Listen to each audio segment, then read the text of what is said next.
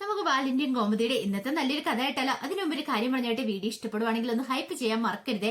അങ്ങനെ ഇന്നത്തെ കഥയില് കന്യാകുമാരിക്ക് ട്രിപ്പ് പോകാനായിട്ട് ആര്യൻ ഒരുങ്ങിക്കൊണ്ടിരിക്കണം. അങ്ങനെ റെഡിയായി കഴിഞ്ഞിട്ട് മിത്രയോട് ചോദിച്ചു, എങ്ങനെയുണ്ട്, സെറ്റാണോന്ന് ചോദിച്ചു. മിത്രയ്ക്കാണ് ദേഷ്യ സങ്കടമൊക്കെ ആയിരുന്നു. മിത്ര ദേഷ്യപ്പെട്ട ഭാവത്തിൽ നിൽക്കുകയാണ്. അപ്പോഴേക്കും ആര്യം പറഞ്ഞു, നിന്റെ മുഖം എന്താ കടന്നൽ കുത്തിയോലെ ഇരിക്കണമെന്ന് ചോദിച്ചു. മിത്ര ഒന്നും മിണ്ടിയില്ല. എനിക്ക് മനസ്സിലായ കാര്യം എന്താന്ന്. അപ്പോഴേക്കും മിത്ര പറഞ്ഞു, അതെ, ഞങ്ങളെ കൂടെ ട്രിപ്പ് കൊണ്ടുപോകാൻ മേലായിരുന്നോ, നിങ്ങൾ തനിച്ചു പോകുന്നേ. അത് പിന്നെ അച്ഛൻ പറഞ്ഞിട്ടല്ലേ, അച്ഛൻ പറഞ്ഞാ പിന്നെ അനുസരിക്കാതിരിക്കാൻ പറ്റില്ലല്ലോ. പിന്നെ അച്ഛൻ പറയുന്നല്ല അനുസരിക്കുന്നൊരു പുത്രം വന്നിരിക്കുന്നു.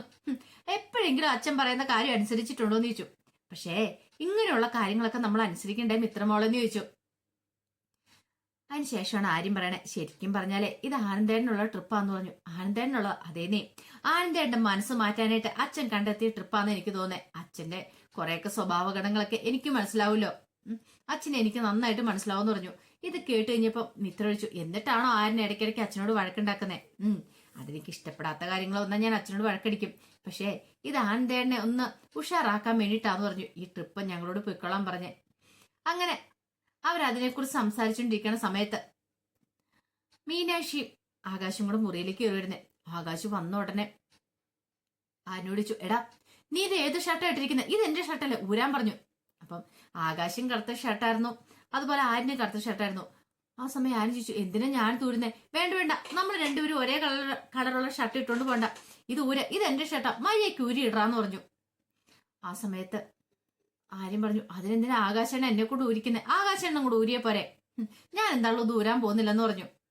മിത്ര പറഞ്ഞു, അത് ശരിയാന്ന് പറഞ്ഞു. ആ സമയം മീനു പറഞ്ഞു, ആകാശ് എന്തിനാ ആരിനോട് പറയാൻ പോന്നേ? ആകാശിന് ഊരിട്ട് വേറെ ഷർട്ട് ഇട്ടുകൂടെ? രണ്ടുപേരും കൂടെ അങ്ങോട്ടും ഇങ്ങോട്ടും നാണമില്ല എന്നൊക്കെ പറഞ്ഞു. ഒടുവില് ആകാശ് പറഞ്ഞു, ഞാൻ നോക്കട്ടെ എന്ന് പറയണ. ഇതേ സമയത്ത് മീനാക്ഷി പറഞ്ഞു, ദേ ട്രിപ്പ് പോകുന്നൊക്കെ കുഴപ്പമില്ല കന്യാകുമാരിക്ക്. ആകാശെ ഏതേലും പെമ്പിള്ളേരെ വായി നോക്കാനും പോയിട്ടുണ്ടെങ്കിൽ രണ്ടുപേരെ ശരിയാക്കൂന്ന് പറഞ്ഞു. ആര്യ ആകാശാണ് എന്ന് നോക്കിക്കോളാൻ പറഞ്ഞു. അത് കേട്ടിപ്പോ ആരും പറഞ്ഞു, അതൊക്കെ ഞാൻ നോക്കിക്കോളാം. മിത്ര പറഞ്ഞു, ആകാശേട്ടാ ആര്യനെ ഒന്ന് നോക്കിക്കോണം എന്ന് പറഞ്ഞു. പിന്നല്ലാതെ ഇവനെ ഞാൻ നോക്കിക്കോളാന്ന് പറഞ്ഞു. അപ്പോഴേക്കും മീനു പറഞ്ഞു, പിന്നെ ഒരു കാര്യം കൂടെ ഉണ്ട്, ഞങ്ങൾ വീഡിയോ കോള് വിളിക്കും ഇടയ്ക്ക്, എടുത്തോണെന്ന് പറഞ്ഞു. വീഡിയോ കോൾ എന്തിന്? ഓരോ മണിക്കൂർ ഇടവിട്ട് വീഡിയോ കോൾ വിളിക്കും. പിന്നെ മദ്യപിക്കാൻ എങ്ങാനും പോയിട്ടുണ്ടല്ലോ, മദ്യം കൈയും കൊണ്ട് തൊട്ടേക്കല്ലെന്ന് പറഞ്ഞു. അത് കേട്ട് കഴിഞ്ഞപ്പോ മിത്ര പറഞ്ഞു, അത് ശരിയാ, മദ്യപിച്ച് അവിടെ എങ്ങാനും കൂത്താടാനാ പരിപാടിയെങ്കിൽ അതൊന്നും നടക്കത്തില്ല എന്ന് പറഞ്ഞു. ഞങ്ങൾ വീഡിയോ കോള് വിളിച്ചോണ്ടിരിക്കുമെന്ന് പറഞ്ഞു. അപ്പോഴേക്കും ആകാശ് ആരിനോട് പറഞ്ഞു, ഇത് വലിയ ശല്യമായല്ലോടാ, നമ്മൾ പോന്നേല് ഇവളുമാർക്ക് അസൂയ, അതുകൊണ്ടാന്നൊക്കെ പറഞ്ഞു. ഇപ്പൊ തന്നെ കാണിച്ചു തരാന്ന് പറഞ്ഞു. ആകാശ് ആ ഫോൺ സ്വിച്ച് ഓഫ് ചെയ്ത് വെക്കുവാണ്. എങ്ങനെയുണ്ട്, ഇനി വിളിക്കുന്നൊന്ന് കാണണമല്ലോ എന്ന് പറഞ്ഞു. ഇത്തിരി കഴിഞ്ഞപ്പോഴത്തേനും അവരൊക്കെ ഡ്രസ്സൊക്കെ മാറ്റിയിടാനായിട്ട് ആകാശം മുറിയിലേക്ക് അങ്ങോട്ട് പോയി. ഈ സമയത്ത് ഗോമതി മുറ്റത്തേക്ക് ഇറങ്ങി വന്നു. ആ സമയത്താണ് ധർമ്മൻ ഒരുങ്ങി ഇറങ്ങി വരുന്നത്. മീനാക്ഷിയും മിത്രനും കൂടെ ഇറങ്ങി ചെന്നു. ധർമ്മൻ ഭയങ്കര സ്റ്റൈലിന് വരുവാണ്. എന്നിട്ട് ചോദിച്ചു, എങ്ങനെയുണ്ട് ഗോമതി ചേച്ചി? കൊള്ളാം, സൂപ്പർ അല്ലേന്ന് ചോദിച്ചു. എടാ സുകന്യ എന്തിയെ? അവള് പിണങ്ങി മുറിയിലിരിക്കുന്നുണ്ട്, ഞാൻ പോകുന്ന അവൾക്ക് ഇഷ്ടപ്പെടുന്നില്ല, പോരാത്തിന് അവളെ കൊണ്ടുപോകുന്നില്ലല്ലോ, അതിന്റെ ദേഷ്യമാന്ന് പറഞ്ഞു. മീനാക്ഷിയുടെ മിത്രയുടെ മുഖം ദേഷ്യപ്പെട്ടിരിക്കുകയാണ്. എന്ത് പറ്റി രണ്ടുപേർക്കും? ഇത് കേട്ടപ്പോ ഗോമതി പറഞ്ഞു, അതെ നിങ്ങളൊക്കെ പോവല്ലേ, അപ്പൊ അവരെ കൊണ്ടുപോകുന്നില്ല, അതിന്റെ ഒരു വിഷമമാന്ന് പറഞ്ഞു. എന്തിനാ എന്റെ മക്കള് സങ്കടപ്പെടുന്നേ? സങ്കടപ്പെടുവൊന്നും വേണ്ട, അളി ഞങ്ങളോട് യാത്ര പോകാൻ പറഞ്ഞപ്പോ ഞങ്ങൾക്ക് പോവാതിരിക്കാൻ പറ്റില്ലല്ലോ എന്നൊക്കെ ധർമ്മൻ ഇങ്ങനെ വലിയ വീരവാദം മുഴക്കുവാണ്. ഇതേ സമയത്ത് ആരിനും ആകാശ് മുടങ്ങോട്ട് ഇറങ്ങി വരുന്നേ. അങ്ങനെ ഭയങ്കര സെറ്റപ്പ് വന്ന് രണ്ടുപേരും കൂടെ നിൽക്കുകയാണ്. ധർമ്മം പറഞ്ഞു, എടാ ഇവരുടെ മുഖത്തൊരു തെളിച്ചില്ലോ എന്ന് പറഞ്ഞു. എന്റെ മാമ, അത് നമ്മൾ പോകുന്നതിന്റെ അസൂയല്ലേ അവർക്ക്, അസൂയയും ദേഷ്യം കൊണ്ടല്ലേ അങ്ങനെ നിൽക്കണമെന്ന് ചോദിച്ചു. ആ സമയത്ത് മീനു പറഞ്ഞു, എനിക്ക് വലിയ അസൂയും കാര്യങ്ങളൊന്നും ഇല്ലാന്ന് പറഞ്ഞു. പിന്നെ ഇല്ല, ഈ മുഖം കണ്ടാ അറിയാന്ന് പറഞ്ഞു. ഈ സമയത്ത് അവർക്ക് പോകാനുള്ള കാറ് വന്നിട്ടുണ്ടായിരുന്നു.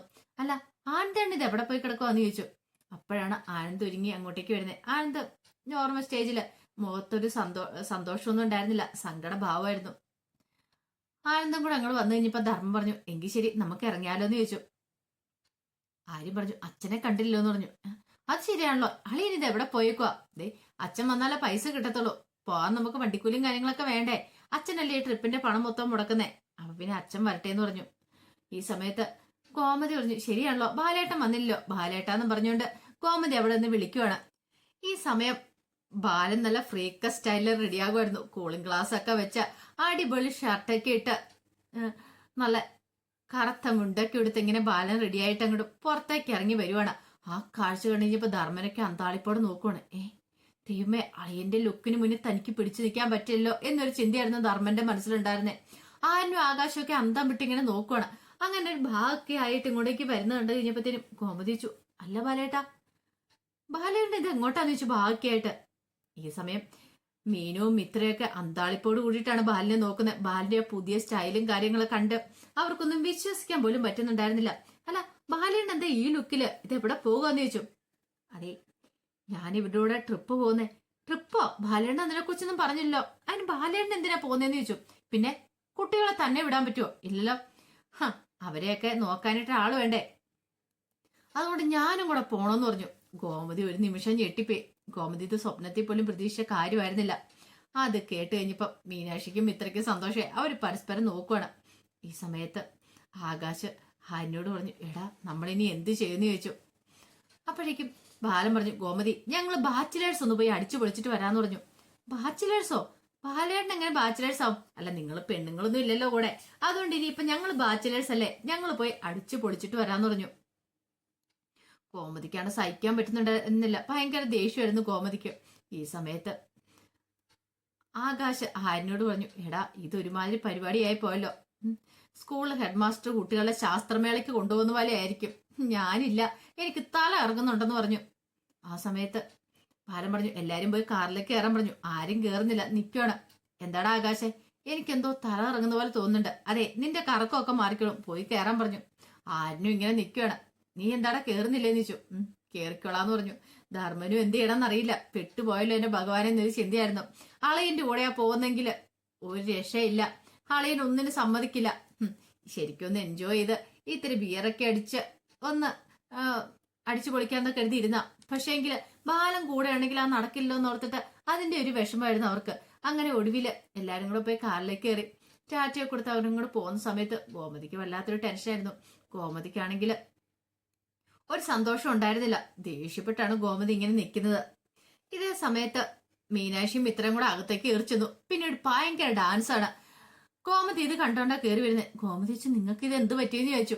അപ്പോഴേക്കും മീനു പറഞ്ഞു, എന്റെ അമ്മേ, എന്തൊരു സന്തോഷമായിരുന്നു ആകാശിനും ആരിനും ഒക്കെ ട്രിപ്പ് പോകാന്ന് പറഞ്ഞോണ്ട്. പക്ഷേ എങ്കിലേ അച്ഛൻ കൂടെ ഉണ്ടെന്ന് അറിഞ്ഞു കഴിഞ്ഞപ്പോഴത്തേനും ഫ്യൂസ് പോയതുപോലെയായി. ഞങ്ങൾക്കത് ഭയങ്കര സന്തോഷമായി.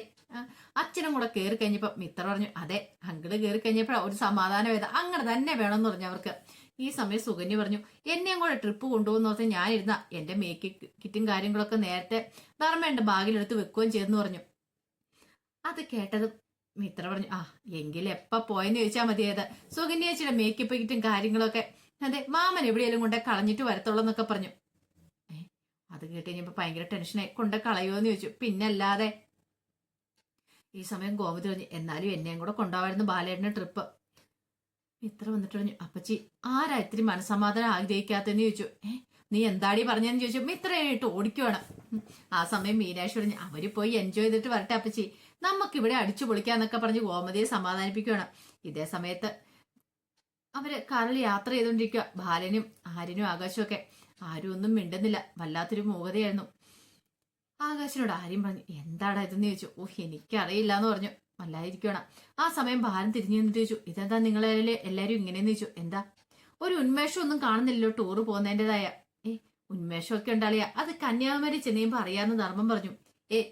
അത് പോരാന്ന് പറഞ്ഞു. പോരെ, അത് പോരാ, ഇപ്പൊ ഇവിടുന്ന് തൊട്ട് നമ്മൾ അടിച്ചു പൊളിച്ചു പോണോന്ന് പറഞ്ഞു. ഇത് കേട്ടിഞ്ഞപ്പോ ഒരു അന്താളിപ്പോടും കൂടി ബാക്കി എല്ലാരും ബാലിനെ നോക്കുകയാണ്. അപ്പൊ അതിന്റെ വിശേഷങ്ങളൊക്കെ നമ്മൾ കാണുന്നത്. ഇതിന്റെ ബാക്കി വിശേഷങ്ങളുമായിട്ട് വൈകുന്നേരത്തെ പ്രമോയി വരാട്ടോ. ഒരിക്കൽ കൂടി എല്ലാവർക്കും ശുഭദിനം നേർന്നുകൊണ്ട് നിർത്തുന്നു.